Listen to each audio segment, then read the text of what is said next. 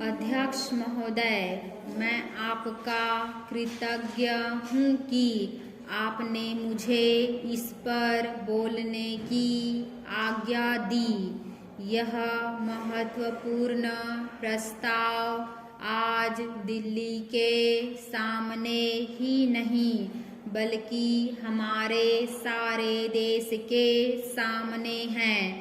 पिछले 2-2.5 साल से बराबर हम इस पर विचार करते आ रहे हैं और यह सोच रहे हैं कि हमारे देश में जो असमानताएं हैं उनको किस प्रकार दूर किया जाए।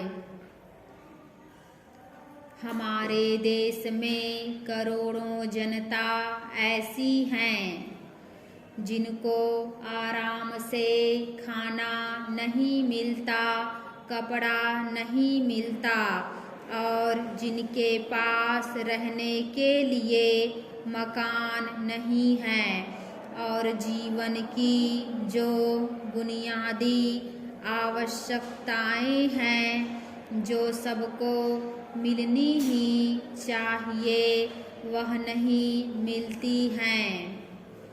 ऐसे लोगों को किस प्रकार से सहायता पहुंचाई जाए, यह प्रश्न आज हमारे सामने है।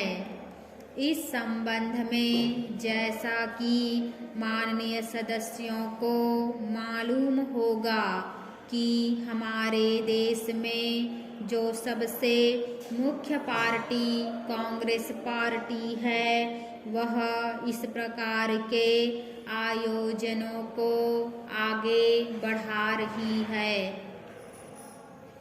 इस बात पर कई महीनों से विचार हो रहा है।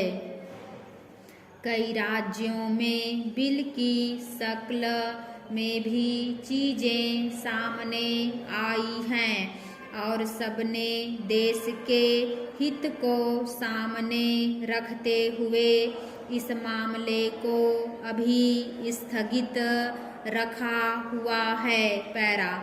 लेकिन सब लोग जानते हैं कि किसी भी देश में अगर सामाजिक न्याय की बुनियाद ना डाली जाए तो उस देश की आज़ादी पूरी नहीं मानी जाती है।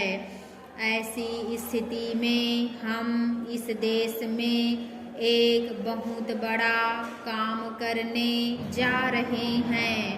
हमारे देश में असमानता कम हो, जनता के अंदर संतोष बढ़े, उसकी गरीबी, बेकारी और बेरोजगारी दूर हो और ये चीज़ें जो हमारे सामने डरावनी शक्ल में मौजूद हैं उनको किस प्रकार से मिटाया जाए, यह सवाल आज हमारे देश के सामने सबसे बड़ा सवाल है।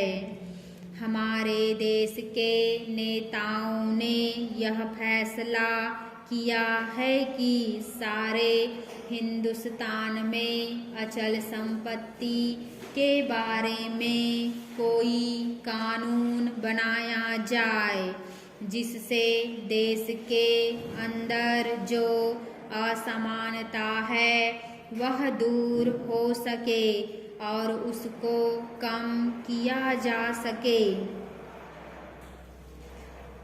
आज हमारे देश में असमानता एक भयानक रूप में खड़ी है।